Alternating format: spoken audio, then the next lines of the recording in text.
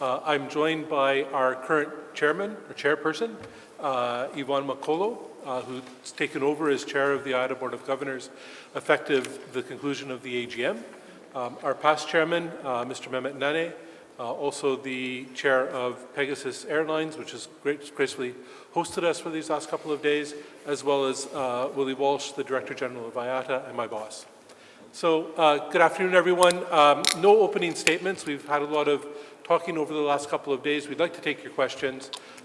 As per usual, if you could raise your hand, and when recognized, please identify yourself before asking the question. And then lastly, it is an industry gathering, so we'd like to have questions about the industry, about broader issues, not about specific airlines. So who wants to ask the first question? Maybe we'll take a question in the front row. Richard Schuurman, Air Insight, maybe a general one. What is your conclusion of this meeting? What is it, what you pick out of it? Well, I thought it was a fantastic event. Feedback has been really positive. I think the venue, Istanbul, has excited everybody. You can see the mood of the industry is much more positive than it has been. I think the events at the World Air Transport Summit highlighted the challenges that we face, and I'm pleased in front of an open audience. We're not trying to hide anything. I think we're being very, very open and honest in terms of what it is we have to do. So we're as an industry, I think, recovering well. A lot of work that needs to be done and a lot of challenges ahead. But we sit here at the end of this event being optimistic about the future of aviation, being determined to address all of the challenges, being totally committed to achieving our net zero target in 2050. And I think united in calling upon everybody else to support us in doing that. We've been clear that we can't get to net zero in 2050 alone. Everybody's going to have to play their part. Governments, regulators, OEMs, air traffic control, airports, you name it. They're going to have to raise the bar to work with us to ensure that we can achieve what is an absolute critical goal.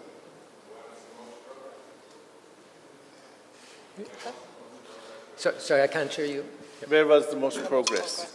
I think the most progress really has been in, certainly from, and Mehmet and Yvonne can talk about this, but I think in terms of the discussions we've had at the Board of Governors of IATA, which we'll now build on with our members, has been in relation to the measures that need to be taken to get to net zero in 2050. We set out when we agreed the target a pathway to net zero in 2050, one that we believed was credible and could be achieved, a very challenging one and a very expensive one.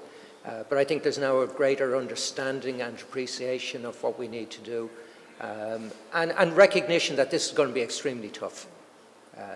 So I think we're having very open and honest discussions at the Board of Governors, and I think the industry will benefit from that. So our feelings first is success and thankfulness, because we have 1,520 attendees and we have to stop the registration because we exceeded the limits of the hotel. This is very good success, as Willie said. It is a really good symbol and it is a good sign of the success of the future of the airline business and aviation in general. And I think if you remember yesterday while we were talking with Willie, we highlighted certain issues such as the SAF and the importance of aviation and how we are becoming victim of the certain decisions which were not under the control and discretion of the aviation, such as the manufacturing of the SAF. And I personally ask your support. And this is something new. I think, can we say, really, that we geared up a little bit for the sake of the aviation? Because we would like to buy everything available there as SAF. We would like to obey all the rules. We are the only industry in the transportation have 2050 targets And in the CAAF conference in November in Dubai, we are going to also talk about the interim targets. And there are other industries which is 5 times larger than us on the carbon secretion, doing nothing. And all the projectors, all the lights are on us. This is not fair. So we talked about this, and we highlighted and asked your support to support on this, to show the world that aviation is doing their homework. Look at the others. Look at the others. I think this is the highlight I can say. Is it on? Okay. On my side, I think the key takeout is optimism for the industry. We are seeing very strong recovery, so we are very optimistic, but also cognizant of the challenges that we're facing. Willie and Mahmet mentioned it very clearly in terms of the issue of sustainability and the pressure that's on airlines. But the aviation industry has set very, very optimistic and challenging targets.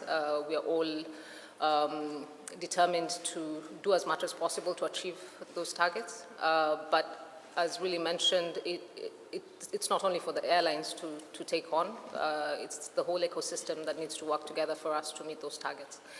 A big challenge as well is on the issue of supply chain. I think that weighs heavy on a lot of airlines and how soon we're going to get out of that. But overall, we're very optimistic for the industry. Okay, thank you. Take a question here. Hi, Dina Kamel from The National in Abu Dhabi. My question is, the main theme that seems to have emerged from this AGM and indeed the last 2 editions is that SAF is in low supply and other stakeholders in the industry also need to do their part. What goals would you like to see set for the next AGM in Dubai that can meaningfully move the needle on this issue in the next 12 months? It's a great question. I think it's too early, though, to respond to that, because one of the things we need to do now is to reflect on the comments that have been made. As I said, we've had a very open and frank discussion at the Board of Governors. We need now to consult with a wider group of member airlines, which is a process we have already started, but we will be out talking to our member airlines on this issue, getting feedback from them, because as you will have seen in the presentations and the comments, the world is not moving at a single pace. Different parts of the world are moving at different paces. And for us, representing the global airline, we've got to factor all of that into account. So, we've commented on what's happening in the US, in Europe, in Asia, in Africa, in Latin America. It's not the same thing. So we're going to try and pull all of that together. We don't want to leave anybody behind. We want to make sure that everybody is comfortable with the conversation as we move forward, because this is critical that we bring everybody together. It is a global problem. It requires a global solution, and we've got to make sure that everybody has the opportunity to participate in that. So I think what you can do is look forward to further and deeper discussions about this at the AGM in Dubai, but I think it'd be too soon for us to give you an absolute answer to the question you've asked. Okay, we'll take a question in the middle. Tim? Hi, Tim Heaver from Reuters. You've made the point very clearly that it's dealing with the energy transition involves a huge ecosystem of which you are only a part. But we did hear from the head of a major airline today who said, in his words, we have to do more than moan and groan and say it's not fair. So I wondered, appreciating what you've said, but are you doing enough proactively to lead this transition rather than just highlight the responsibility of others? Yeah, I believe we are, because the first step in this issue is acknowledging the problem and acknowledging the scale of the problem and accepting the challenge, which we did at the AGM in Boston, when as an industry we came together and said net zero in 2050 is now the target. Now, I've been around and involved with IATA for many years. When we had agreed the previous target of a 50% reduction in net emissions, We had no discussion about how we were going to get there. It was just a conversation about we need to set a target, and we agreed on 50% net in 2050 because that was pretty much what everyone else was doing. That's not what we're doing this time around. Now there is a much more detailed debate, a lot of discussion. And that discussion is very healthy and very informative. And it's not about moaning, it's about the reality. You know, I said it very clearly when we agreed net zero in 2050. We were not, as airlines, going to be able to do that on our own. You know, and it was not good enough for everybody else to join us and say, yes, we agree. They need to join us and say, yes, we agree, and here's what we're going to do. And that's why we keep calling this out, because, you know, we do need everybody working together, everybody contributing, because it's not just about SAF. You know, we've said SAF is the single most important contributor to the abatement we will require by 2050. But we need a lot more than just SAF. SAF will be, based on our latest bottom-up analysis, 62%. We had said 65, we're now saying 62% of the abatement that we will have in 2050. So there's a further 38% that has to come from everything else. And that's why we're saying this involves much more than just airlines to achieve it. So I can assure you it's not about moaning or complaining. In fact, I found airlines doing an awful lot less of that this time round than maybe we would have had in previous times. You know, this is a critical issue. It's not just an aviation issue, as Mehmet says. You know, we're 2%. And we acknowledge that going forward, as others who have a more easy path to decarbonisation will mean that our contribution will increase beyond 2%. But we're 2%. And we're acknowledging that we have to do something about it. And as Mehmet said, we're the only industry that has acknowledged, as an industry, that we have to do something about it. And we're the only industry that has said we are going to get to net zero in 2050. Now, it's going to be bloody tough. You know, it really is. But, you know, you should be looking at us to say, well, at least these guys are acknowledging the problem, and at least these guys are determined to address the problem, and at least they're being honest in saying they can't do it on their own. You said everything to be said. Thanks, Uli. Absolutely. Okay, we'll take a question here. Hi, I'm Vinod. France recently banned short-haul flights that operate within 3 hours. What is the IATA? How it will impact the airline industry, especially the low-cost short-haul flights operations? So let me address France, because this is greenwashing at its ultimate. So what France has done is they have introduced restrictions which impacts on 3 routes from Paris-Orly only. Paris-Orly to Bordeaux, Lyon, and Nantes.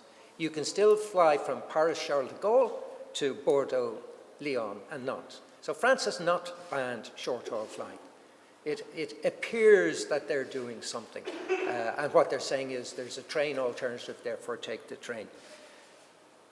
Eurocontrol has estimated that 40 daily flights have seen their routing increased by 370 kilometers each to avoid the strikes that are being caused by France. France is actually harming the environment because of their refusal to address the ongoing disruption that French ATC causes in France, which goes way beyond any reduction in CO2 that will be achieved from this ban on the 3 destinations from Paris-Orly. So France needs to be honest. If France is serious about addressing the environmental concern that they are saying they are, they should be tackling the huge disruption caused to aviation by the closure of French airspace with the ongoing strikes there.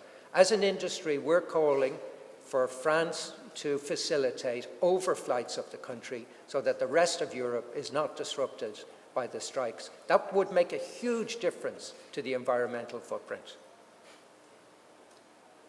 Okay, we'll take a question on this side of the room in the front row.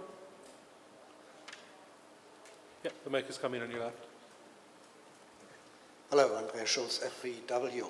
Addressing Yvonne, we learned today, as far as SAF production till 2028 is concerned, a lot of places all over the globe, but Africa was still a blank map. So how is your perspective on that, and where do you see some achievements in Africa? Well, that's a very good question. I think especially for African airlines, that's our biggest challenge. Where are we going to get SAF from? And in order we have the raw materials, whether it's the sun or waste or whatever. We do have the raw materials, but who's going to invest in producing enough SAF to meet our demands within the continent? So I think a lot needs to be done in terms of incentivizing investment in production of SAF. If that's not done, we won't find any, and the little that we will find will be extremely expensive for us. We're already paying a premium in terms of jet fuel in the continent, so buying SAF at ×3, ×4, that'll kill the aviation industry within the continent. So that's a huge dilemma that we're facing right now. Okay, we'll take a question just behind. Yeah. Hi, Laura Westbrook with the South China Morning Post in Hong Kong. Question for Willie. How do you see China's recovery, and how does it tie into not only the aviation recovery but also the global economy? And secondly, especially given the continued closure of the Russian airspace, which is impacting some airlines. Thank you.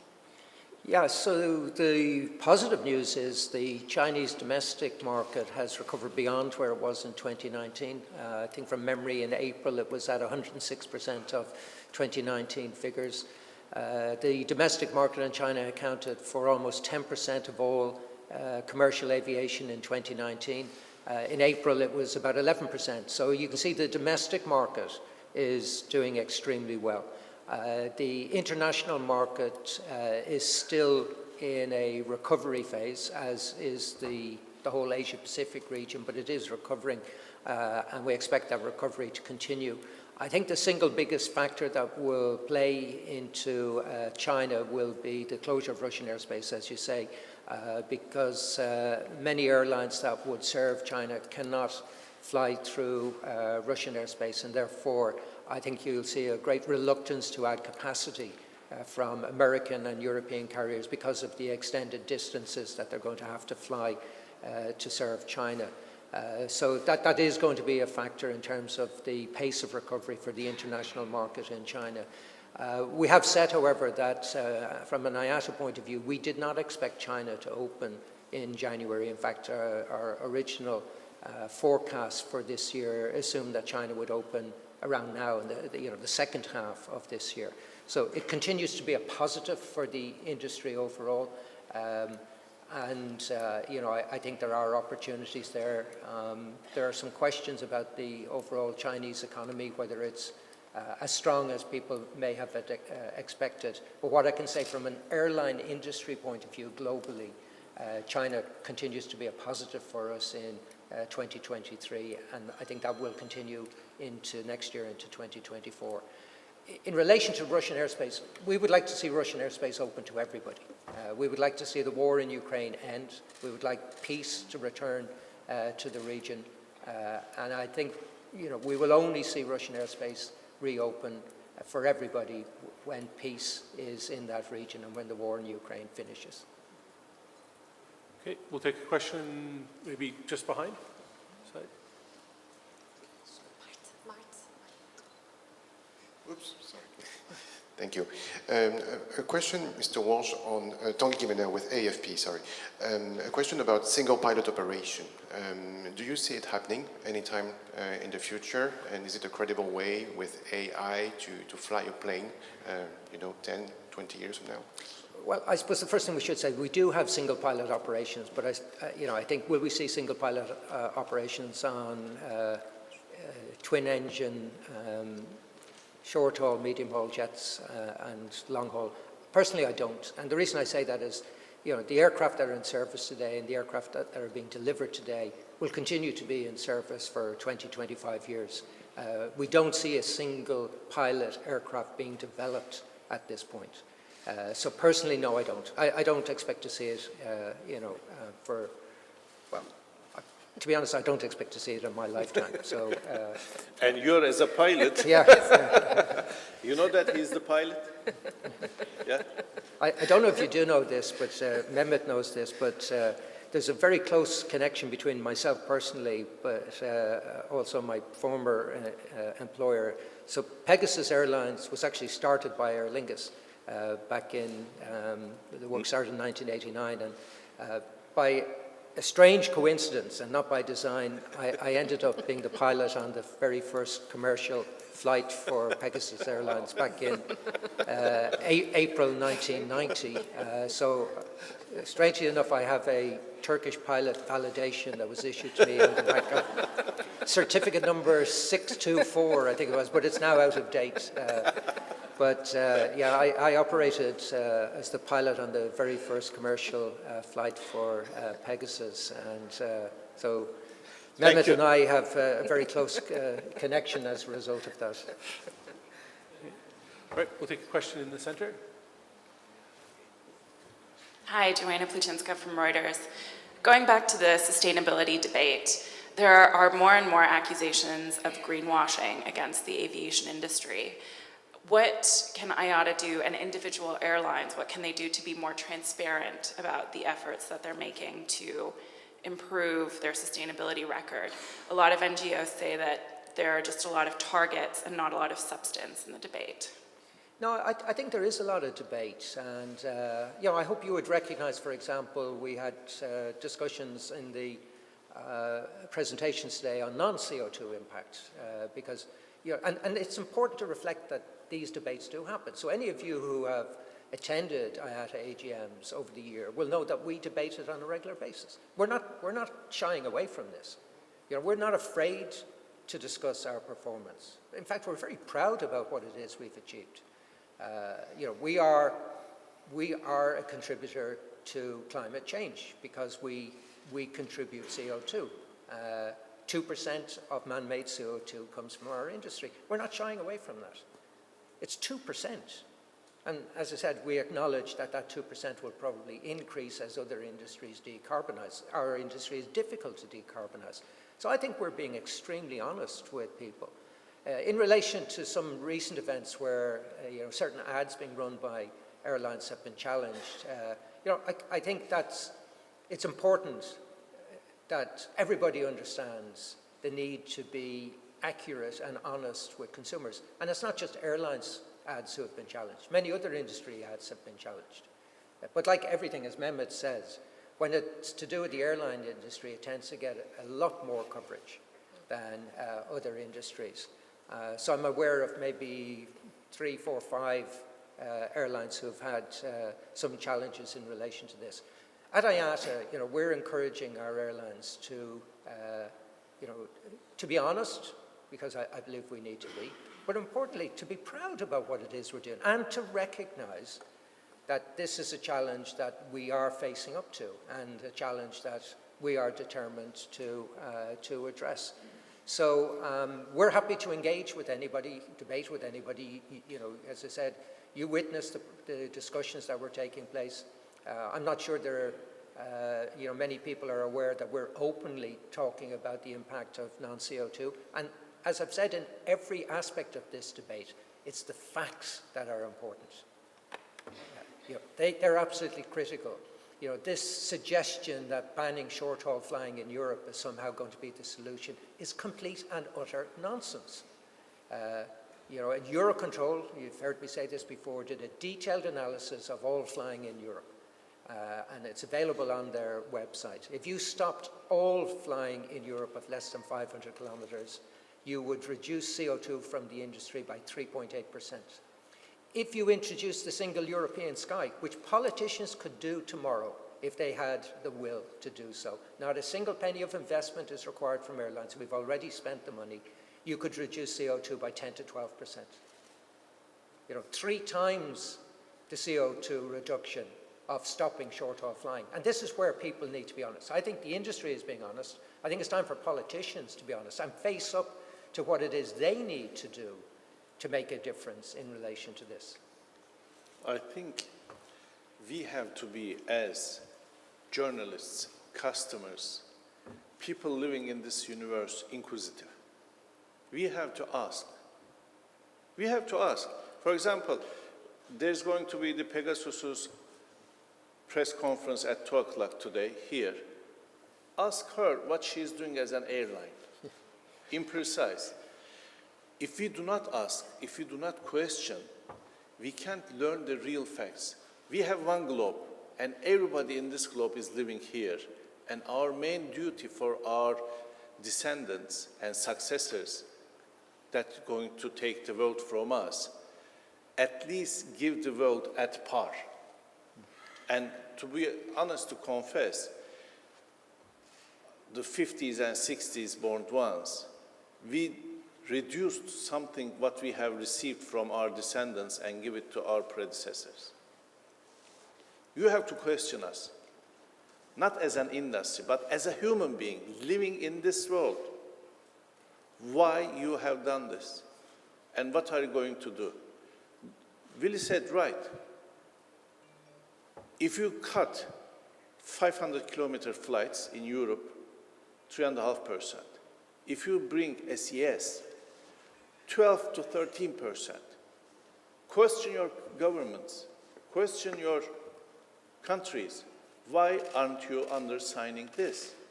We have to do that. And as aviation industry, we are pioneering that. We take care of this globe. We don't have, so far as we know, another world to live. They're trying to go to Moon and Mars, but not yet. So we have to take care and clean our world. Okay, next question. Okay, maybe we'll go back to Dina then. We can go for lunch. Maybe we'll take a couple more. Hi again. There's been some efforts by individual airlines, such as Emirates and United, and I'm sure others, to set up funds that can invest in SAF. Do you see a possibility for a collective fund by IATA airline members under the IATA umbrella to pool together their resources towards investments in SAF? Yeah, that's a fantastic question, and you know we've not made any move towards that. But I think the important thing about SAF is, if, for example, you had a single fund, it would suggest that we are going to invest in a single area. The beauty of SAF is you can build the plants to generate SAF everywhere and anywhere, and the technology that exists today is fascinating, but what will exist in 5 years' time, 10 years' time, 15, is going to be even greater. So I think there's many different solutions to this.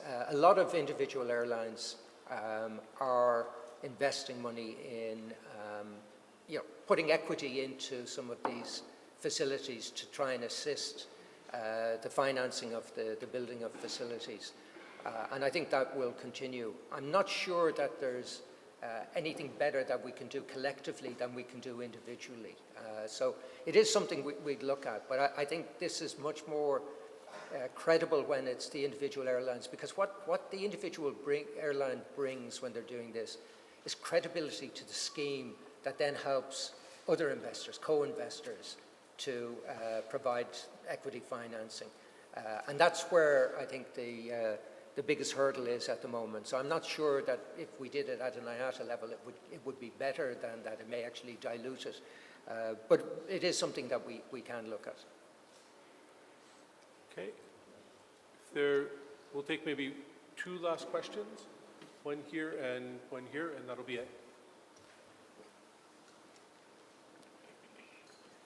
Hi, I'm Rafael Balago from Folha de São Paulo, Brazil.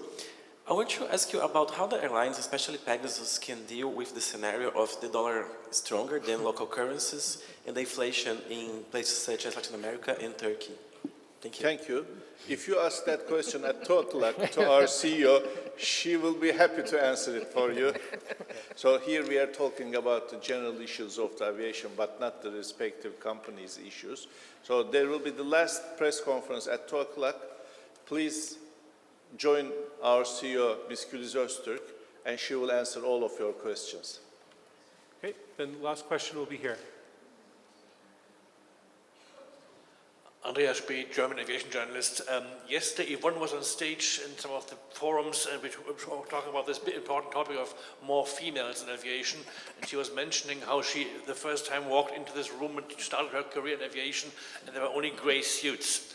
This time I see actually fairly many colorful dresses because there are more women are here, and IATA has been doing quite a big effort, I can see here, even compared to other AGMs, to push this topic. But still we learned yesterday that only 5% of pilots are still only female right now, and I think now it's 28 or something of CEOs altogether.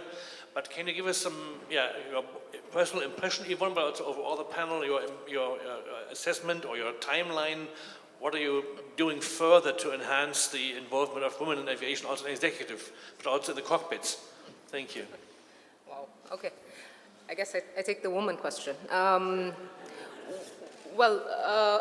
As you said, Andreas, we are seeing changes. I think it needs to move a lot faster because we're starting from way behind. A lot still needs to be done, but as I mentioned before, we're aware that there's an issue as an industry, and things are being done to, especially with IATA, the 25 by 2025, things are being done to address that issue, but I think we just need to move faster.